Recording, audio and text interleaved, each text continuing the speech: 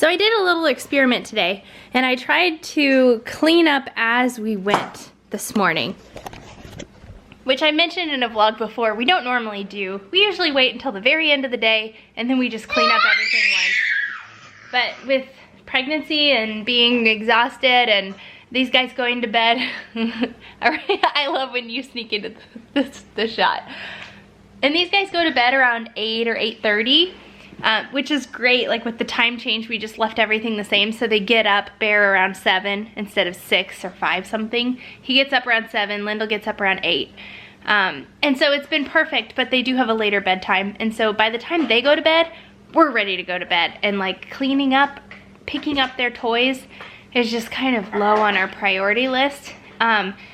So today I thought I would experiment. I had some energy, and so I was just picking up after them as we went along. God bless you, God bless you.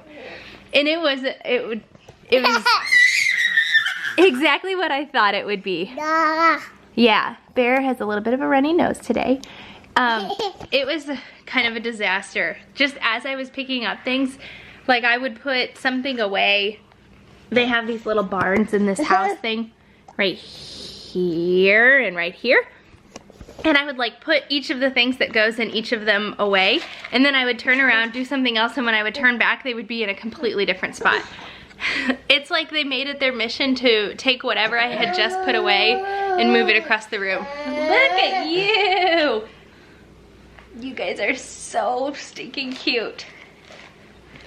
So I'm not gonna do that anymore. There's just no sense in picking up as we go, because everything just gets drawn back out again. Yeah, so we're just having a fun Wednesday morning.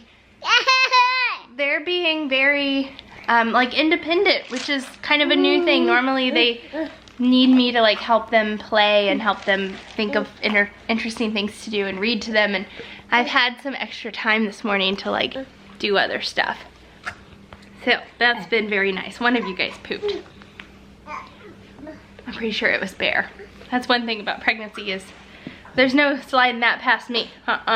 There wasn't before, but there's really not now. I can smell it across the room and usually tell you which one it is. It is Bear. You ready, buddy? You need a diaper?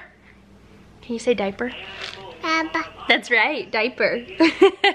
Papa. Diaper. Papa. Diaper. Can you say bear? Yeah, that's Bear. Can you say bear? Say Bear. Who is that? Papa. Yeah, you're Bear. Bear came really close to saying Lyndall this morning. Junebug, who is that? Who's that? Who's that? Who's that? Papa. Mama. Who's that? Mama. Oh. Mama. Bear, where's Mama? Mama. That's right. Cuties. We need to like write down all the words that Bear has because it's a lot. Lyndall has quite a few, I think, for her age, but she's a little bit behind in the speech department if we're comparing to Bear, which our pediatrician in South Carolina is like, don't compare them to each other. Just because they're twins doesn't mean they have to progress the same. And there's a big wide range of like normal for milestones. So we try not to compare, but it's hard to not notice that like Bear says a lot more words, a lot more plain than Lyndall does. But she's definitely getting new words every day, right? And there's no doubt she is smart as a whip. Yeah, you're silly. It's Junebug. That's Lyndall Junebug. Lyndall Junebug. Papa. Yeah. Alright, you guys want to keep playing? Bear, let's change your diaper, buddy. Where are you? I'm gonna get you! I'm gonna get you! I'm gonna get you! I'm gonna get you! I'm gonna get you! I'm gonna get you! I'm gonna get you! Whoa, you silly. Can we get your guys' clothes on? Please?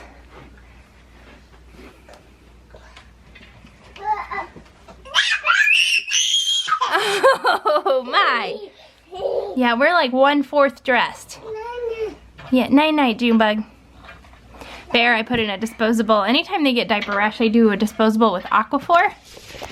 I feel like Aquaphor's been the best diaper rash treatment, and it's not compatible with cloth diapers, so I have disposables on hand for when they have a diaper rash, which is really rare. Oh, we know how to turn the light on and off now. That's cool. If you know of any other like faster acting diaper rash cream, let me know, but I feel like that one, we have that, and then we have a couple other ones, like the Honest brand one is compatible with cloth diapers, so we have that one for when it's not that bad and we want to keep them in cloth. But otherwise, I don't know of any that are better. Hey guys, it's also good, Aquaphor's good for drool rash, which Lyndall had when she was cutting her top 2 teeth. She had it pretty bad, like right here, but she hasn't really had it since, have you? I'm gonna sit down by your mama. Aw, that's cool. Hey, Boo Bear.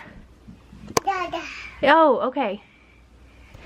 So I was telling Brad, like, just when I think it's over, it's not.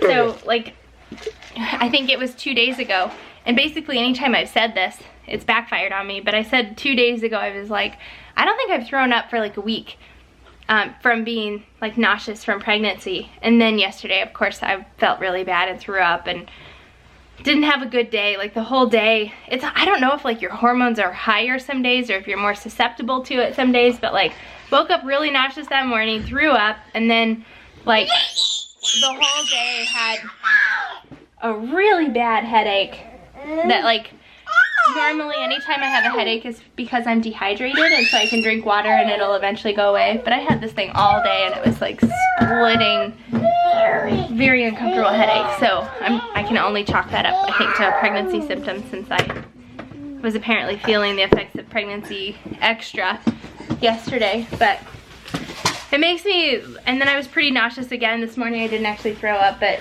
it's just like discouraging, I think, because I'm almost 16 weeks. I will be tomorrow, and you're supposed to be feeling a lot better by now, which I guess overall I am. But oh my gosh, could you guys be cuter? I want to go in there. I want to come in. Lyndall, you look like you just saw a ghost. We had our, this video is just all over the place. I'm just like blabbing.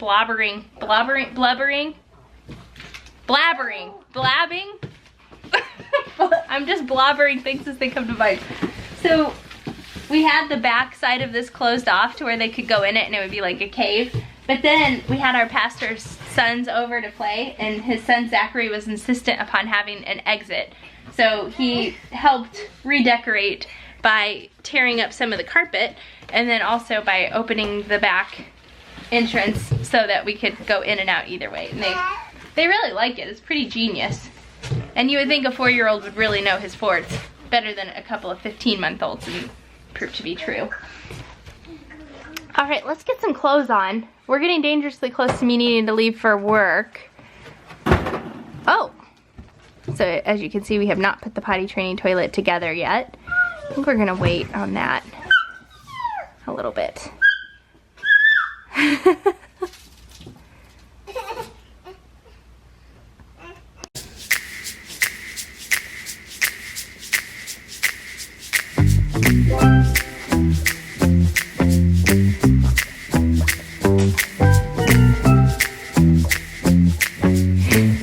Man, you were thirsty.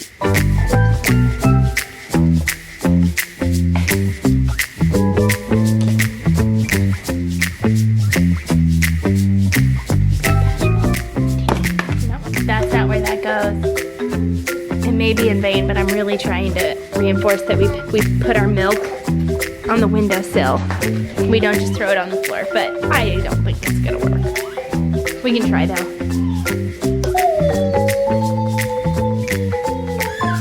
Try pulling. Okay, go Jumba, go! Go girl! Go girl! You're so strong! Lyndall and Bear CrossFit. Go Jumba! Is that fun? Uh-oh. Lyndall, I am impressed. He's in the 70th percentile for weight. Did you know that? Okay, is it Jumbo's turn?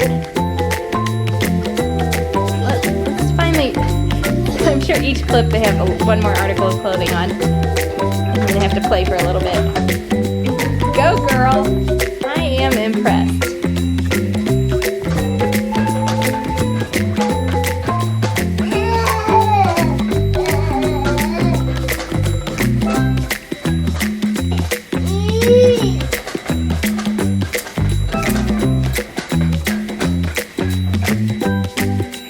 Was it fun?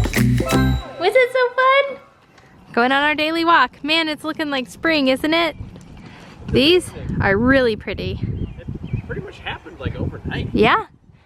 It like started to, and then we had the snow, and then it's like since then. The foliage, is that only used for fall, or can you say foliage for spring? Probably. There's that house that we looked at the other day. Yep, right there. We live right over there. We live just past the dumpster. Yeah, right. So, quick update on that. I'm sure from the outside looking in, it seems like a really obvious choice and like a no-brainer. And a lot of you guys agreed that it was a good option for us. However, things that we're concerned about or that are giving us pause on just like jumping straight into this are, for one, what if we can't sell the thing? And then we're stuck with yet another piece of real estate that we don't want. Like we did with our South Carolina house for like almost a year, right? Wasn't it close to a year? Yeah, 10 months. So I think that's Brad's biggest concern. Would you say that's like the risk of getting stuck with it? Yeah, definitely. Or well, that, and so obviously when you look around the neighborhood, it's full of all these beautiful, awesome, you know, really high-end houses. And so a house like that, there's just nothing to really compare it to. So there's no, you know, they call it a comp when they look for how to price a house. So there's really no comps for that house in this neighborhood. So it's like, we don't know if we're gonna get a good deal or not. Right. The closest comp would actually be my Aunt Laurie's house, and it was bought 4 years ago. So you can't even really consider that a comp because the market was different 4 years ago. Not only is the house, I mean, I guess the house is kind of comparable to a couple of other houses caliber-wise, but the location is not in a good place. Like you can be on the golf course, you can be on the water, you can be on the water and the golf course, and this is none of those. And so to find, first of all, to find somebody that's willing to live in a house in this neighborhood that's not on the water or the golf course would be kind of hard. But we just also don't know, like Brad said, what the value of the home is. So it is hard to know if we're getting a good deal on it. If we break even and we sell it in 1 year when we're ready to move into our house, you're not breaking even, you're losing real estate fees and like taxes and insurance and... I mean, like the first year of your mortgage, a ton of that money goes straight to interest. Exactly. So you're not paying down the principal the first year you own a house, really. Right, so financially if you're gonna live in a house for less than, I don't know, 3 years? Yeah, it's like 4 years. Or 4 years, if you break even on the price, you're losing money. Which is okay, like if you're renting, you're losing money too. You would just call it the price of living in the house for that time frame. So we're just like balancing whether or not that's worth it to us. Or if we just wanna go gung-ho, get this house built in the next 9 months or so, and just move straight into it. So, I don't know. And some people are asking, you know, like why, if we're happy at Rachel's parents, then why would we look at other houses? And yeah, I mean, we're really happy. Obviously, we have an awesome relationship with Rachel's parents. We just want our own space. Exactly, and I think it's more me than Brad, actually. He's been really content with this whole situation. Whereas I think I spend more time alone at the house with the kids, and what makes it difficult is that the upstairs is as baby-proofed as we can get it without just like totally rocking my parents' world. But otherwise, like the only safe space to just let them run free is the basement, the downstairs. And they get cabin fever, I get cabin fever, and I just don't feel like there's another place that I can take them where I can safely watch both of them without them getting into everything or like potentially breaking something or damaging something or hurting themselves. So we're walking up a hill now. So I just like want my own house that I can make the entire thing fair game. And I kind of want my own kitchen, and we've been there for almost a year. It's worked out beautifully. There's definitely no like hard feelings in the relationship of the situation, but It just boils down to us wanting our own space. We literally haven't lived just as a family of 4 in our own house ever. I mean, we lived in our own house in South Carolina, but my mom lived with us. Like, she came down and stayed with us. I've lived with my mother-in-law for 18 months. Exactly. Like, to like... And I loved it. I've loved it. It's the ideal scenario because we all get along so well. And there really is just like no negative to it. But to find ourselves as a family of 4 in our own home is, I think, important. So, anyway. What do you guys think? I don't think they care at all. They love Grandma and Grandpa. Yeah. What are you guys doing? Touching the wheels? Let's not do that. Your hand's not gonna have any skin left on it.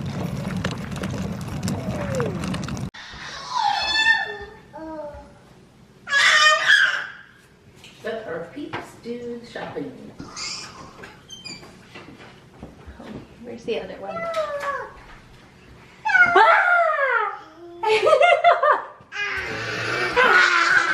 You guys are silly. What are you guys doing? Are you hiding? Okay, let's close it. Let's close Coffee it. mate, coffee creamer, Snickers. They don't want to. Who's those babies? They've got, look, coffee mate, coffee creamer, Snickers flavor. Don't do it.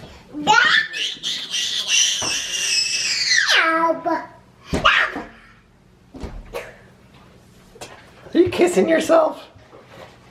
You're hilarious. I love myself. It's probably appropriate to tell that story. I don't think that story's ever been told on the vlog. I'm sure it has. Nope. I'm sure it's already. I don't think so. They don't want to hear it. Yes, they do. So, Rachel was about maybe 5. And she came upstairs and she was in front of a big mirror. And I was looking at her and she wraps her arms around herself and she said, I love myself. I'm sure it was an exercise we did in preschool where they were just teaching us self-love and I was carrying it over. Yeah, probably. Loving yourself is important. It is. Love yourself.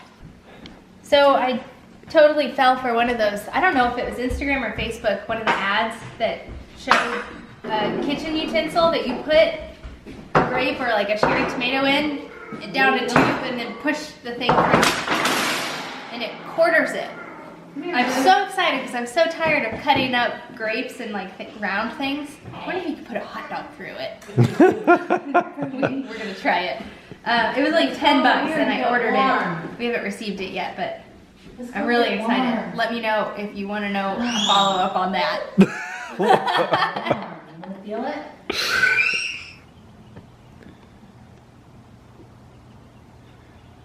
I mean, I guess that'll do. And that's why we want to live on the water.